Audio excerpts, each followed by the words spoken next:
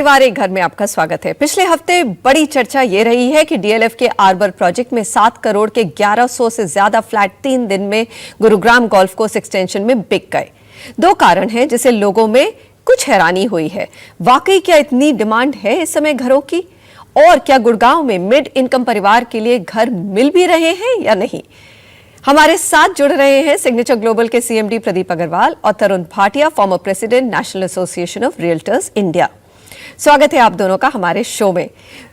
प्रदीप जी, पहला सवाल तो यह है कि प्रॉप इक्विटी की एनुअल रिपोर्ट अगर हम देखें तो 2022 में सबसे ज्यादा लग्जरी प्रोजेक्ट्स लॉन्च हुए हैं जो 1.5 करोड़ से ज्यादा के प्राइस पे हैं।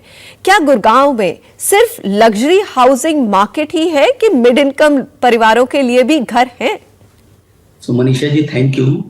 सबसे पहले तो आप गुरुग्राम को अगर बेसिकली देखें तो हिस्टोरिकली ये कहीं ना कहीं लग्जरी मार्केट ही रहा है। मिड इनकम हाउसिंग या अफोर्डेबल हाउसिंग का ये एरिया कभी पिछले अगर 4-5 साल को छोड़ दें तो कभी रहा ही नहीं। हमेशा अगर प्राइजेस की बात करें तो जो यूनिट का प्राइस रहा वो 1 करोड़ रुपए से अबव ही रहा, 2 करोड़ और या 3 करोड़।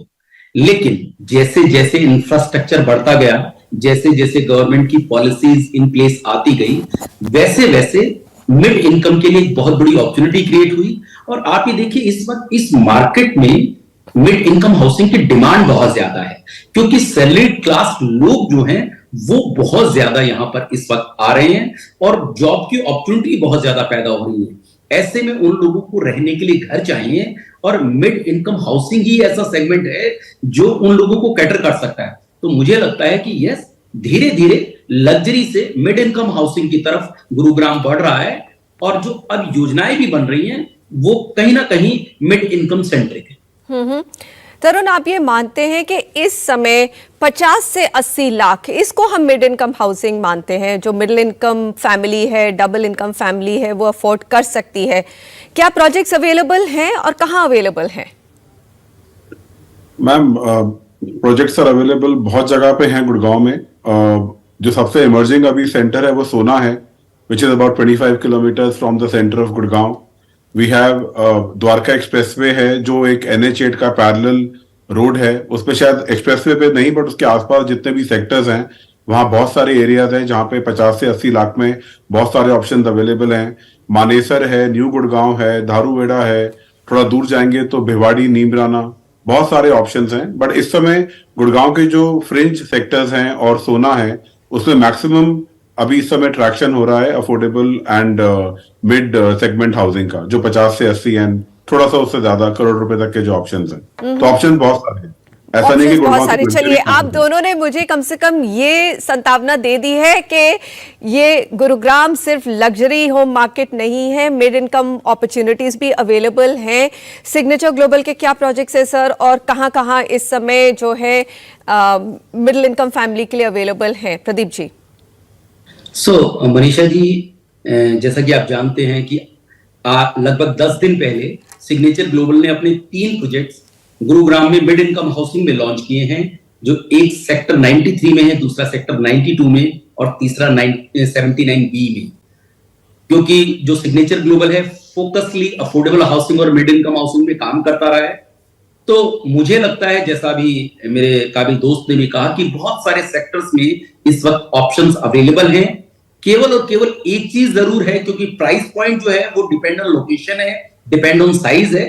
तो टिकट साइज जरूर आप कह सकते हैं 50 से 80 लाख से थोड़ा सा ऊपर होके 50 से 1 करोड़ रुपए का अगर हम प्राइस रखें तो बहुत सारी ऑप्शंस इस वक्त गुरुग्राम में अवेलेबल हैं। या जैसा कि आप जानते हैं कि जो सोना रोड अभी रिसेंटली ओपन हुआ है उसके ऊपर भी बहुत सारी ऑप्शंस अवेलेबल हुई हैं। तो एक कॉमन मैन जिसे आप कह सकते हैं, और मोस्टली सैलरीड क्लास लोग जो मोस्टली मोर्गेज करते हैं, होम लोन लेते हैं, उन लोगों के लिए एक बहुत बड़ा सेगमेंट खुल गया।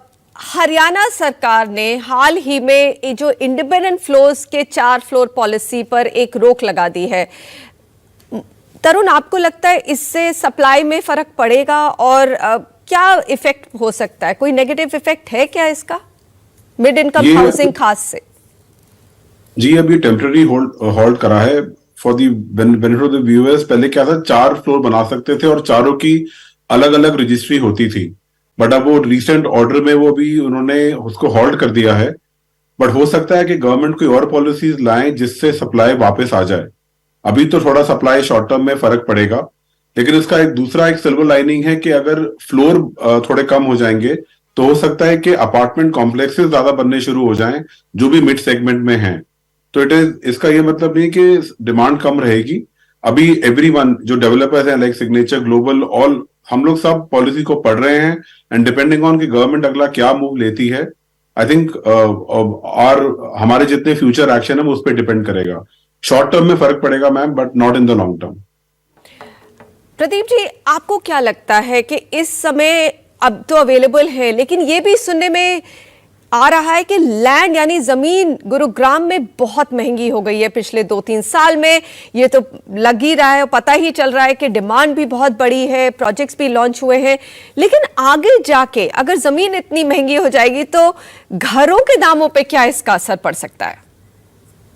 बिल्कुल, आपने मनीषा जी बिल्कुल ठीक कहा है। ये जो लैंड के प्राइसेस हैं पिछले 1 से 1.5 साल में काफी ज्यादा इंक्रीज हुए हैं और इसका कहीं ना कहीं इम्पैक्ट जो एंड प्रोडक्ट है उसके ऊपर पड़ना लाजमी है।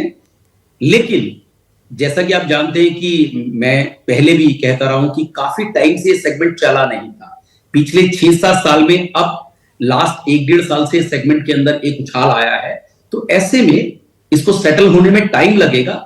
यस, ऑफ कोर्स थोड़ा सा जब भी कोई प्राइसेज अचानक से अप होते हैं तो थोड़ा सा उसमें एक रेसिस्टेंस आता है, लेकिन धीरे धीरे क्योंकि कस्टमर भी अंडरस्टैंड करने लगे हैं, तो I am very much firm believer कि आने वाले वक्त में कस्टमर्स को भी माइंडसेट हो जाएगा। यस, क्योंकि प्राइसेस बढ़ गए हैं, कमोडिटी प्राइसेस भी बढ़ गए हैं, तो जो एंड प्रोडक्ट के प्राइसेस हैं अगर वो बढ़ भी रहे हैं तो वो उसके ऊपर लेने में राजी होंगे, मुझे ऐसा लगता है। ये तो मानना पड़ेगा कि होम लोन्स के जो है रेट्स बढ़े हैं, लेकिन डिमांड में कमी नहीं आई है इस समय, यानी कि बहुत सारी पेंटअप डिमांड थी। लेकिन कोई भी आज खरीदता है तरुण, तो उसको ये तो लगता है कि आने वाले दिनों में मैं कुछ अप्रिसिएशन देखूं प्राइसेस में। गुरुग्राम में अगर आप देखें पिछले 2 साल में लिटरली प्राइसेस जो है 9 से 15% तक बढ़ चुके हैं। आपको लगता है फिर भी रूम है, आगे जाके प्राइसेस बढ़ेंगे अगले 1.5-2 साल में? मैम सिर्फ 1.5-2 साल में नहीं, अगले 4-5 साल में गुड़गांव में काफी प्राइसेस बढ़ेंगे क्योंकि इंफ्रास्ट्रक्चर बहुत ऑगमेंट हुआ है। दूसरा, डिमांड बहुत अच्छी है, फेवरेबल इकोनॉमिक फैक्टर्स हैं। Pent-up demand because of Covid काफी बड़ी है। कोविड के बाद बहुत लोगों ने अपनी फैमिलीज जो अलग सिटीज में थे उनको यहाँ बुला लिया है। जो 2 बेडरूम में था उनको 3 बेडरूम चाहिए, जो 3 बेडरूम में था उनको 4 बेडरूम चाहिए because of constraints in the house. तो डिमांड अभी काफी बढ़ने वाली है and market conditions, demand supply, government policies, economic factors, home loan, बहुत चीजों में फर्क पड़ता है। हम तो यही एडवाइस करते हैं, whenever you want to buy a property please reach out to a consultant who can give you the best options and give you the entire market. तो अभी हमें लगता नहीं कि कुछ रेट्स कम होने वाले हैं, रेट्स सिर्फ बढ़ेंगे ही। 1.5-2 साल ही, मैं तो और लंबे की बात करता हूँ। अगर कोई रिसेंटली सोना रोड पे गया हो, जो अभी 3-4 महीने पहले ही गडकरी साहब ने खोला था, यू कैन सी कि कितना काम हुआ इंफ्रास्ट्रक्चर में, और उसकी वजह से हम जो पहले 1 घंटे में कहीं पहुंचते थे आज हम 15-20 मिनट में पहुंच जाते हैं। तो अगर आप डिस्टेंसेस को कम कर देंगे तो people are okay to go little further and in fact यही इसी बात पे हमने चर्चा कुछ 2 हफ्ते पहले प्रदीप जी से भी की थी और हमारे साथ और भी गेस्ट थे कि क्या चेंज आया है गुरुग्राम मार्केट में। द्वारका एक्सप्रेसवे कंप्लीट हो रही है, सोना रोड से लेके अगर आप एलिवेटेड कॉरिडोर देखिए, दिल्ली मुंबई एक्सप्रेसवे देखिए, तो कनेक्टिविटी काफी बेहतर हो गई है उस मार्केट की और शायद इसलिए डिमांड भी इतनी बढ़ रही है। प्रदीप जी, तरुण, थैंक यू वेरी मच हमसे जुड़ने का। हर परिवार एक घर में हमसे जुड़ने के लिए शुक्रिया। अगले हफ्ते फिर मुलाकात होगी आपसे।